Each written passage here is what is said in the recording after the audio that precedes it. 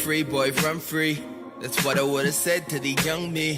Sometimes I feel I grew up just a little fast. Sometimes I wish I was the old me. I still pour it up and keep it lit. With the friends that I came up with.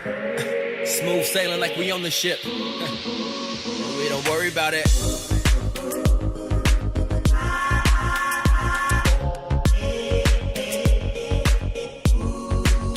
We don't worry about it.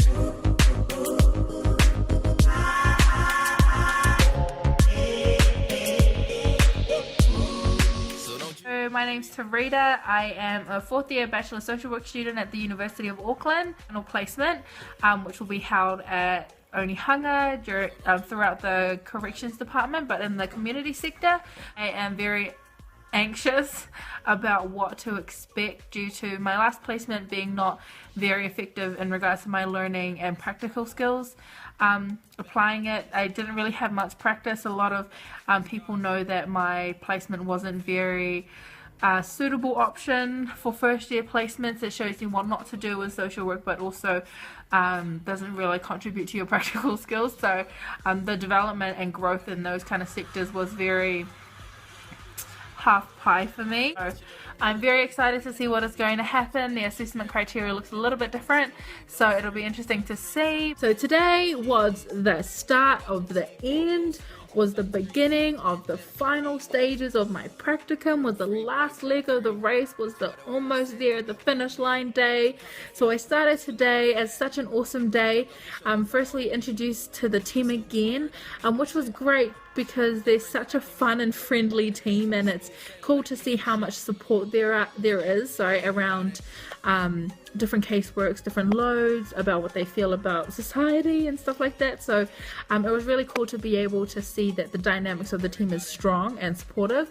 I was also finalizing documents today and just getting through my induction and orientation and the plan for the next 59 days. Today I also went on to a home visit, which was really cool because this is my first one, so yay, tick off the list. I was also doing a lot of reading, a lot of researching about what this means, what this is, why we should use this, and what is best practice. So it was really cool because it was both academic and also practical. Guys, so first week of placement is done and dusted, and man, has it been such an awesome week. What I've been doing this week is pretty much just hanging around with each of the probation members and also just getting to know the team and seeing what they do. And it's been such a crazy week. I mean, I've been so busy. Most of the week has been out on the road, going to see different venues. I spent a lot of time at Manukau Court. Also spent some time at the different sites of corrections, so that's like going to different areas and different venues. I also went to visit some prisons, had a little tour, so that's been great. Went on a lot of home visits, so tick, all done.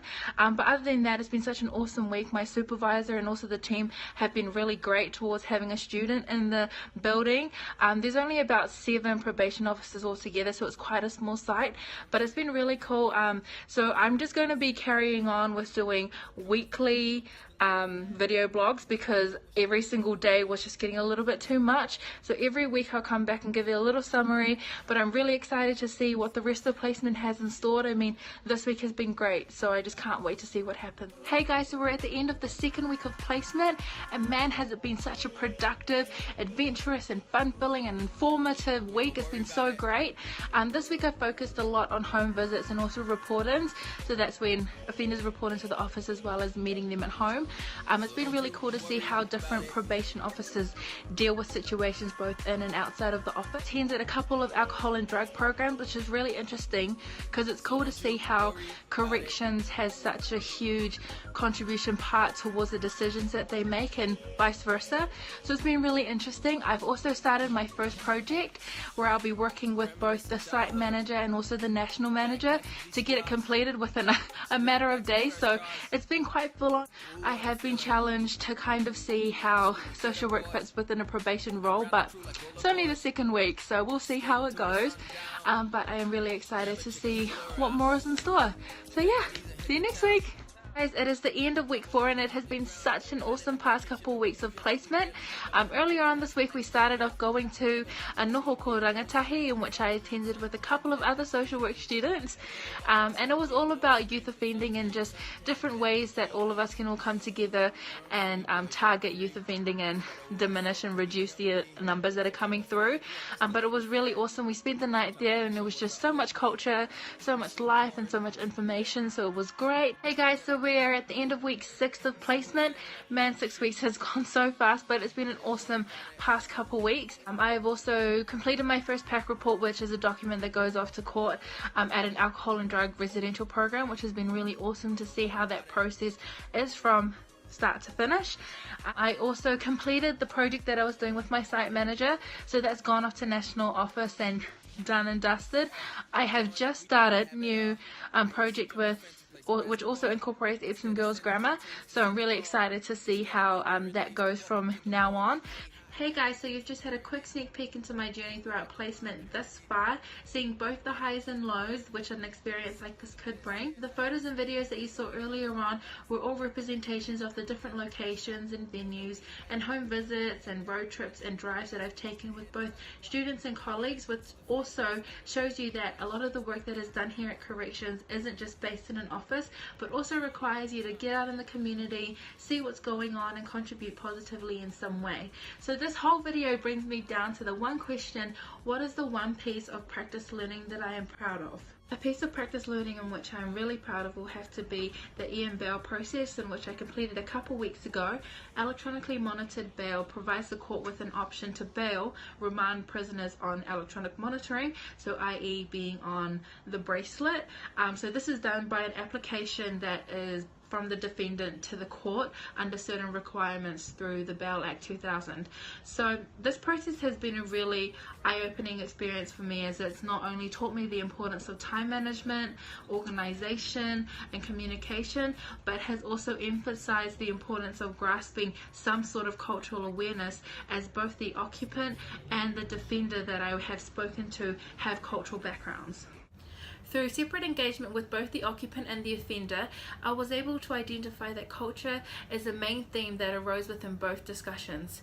The offender stated that due to his offending, he has not been able to have any communication or engagement with his marae and also individuals within the Māori community, whereas the occupant stated that her links back to her marae are still strong and she is still actively involved within the community also.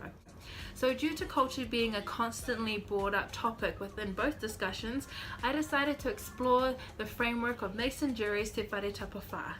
In Te Whare Tapawha, we explored only the aspects of Te Taha Hinengaro, Te Taha Whānau and Te Taha Wairua, mainly because these three aspects were identified to have lack of investment within both the individuals' lives and also their families' lives.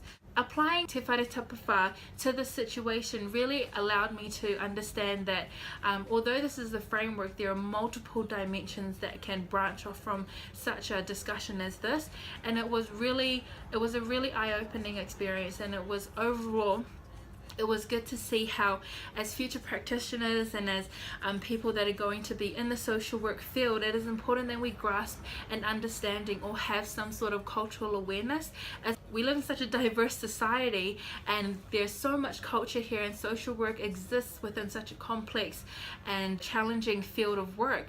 So it was a very eye-opening process for me, because it just allowed me to have more of an insight into the different dimensions in which social work exists in. Through this, I really did get to see the importance of integrating both our social work theories and also taking into consideration the placement that I'm at, plus also the environment in which the occupant and the offender will be living in. So it was a very informed decision.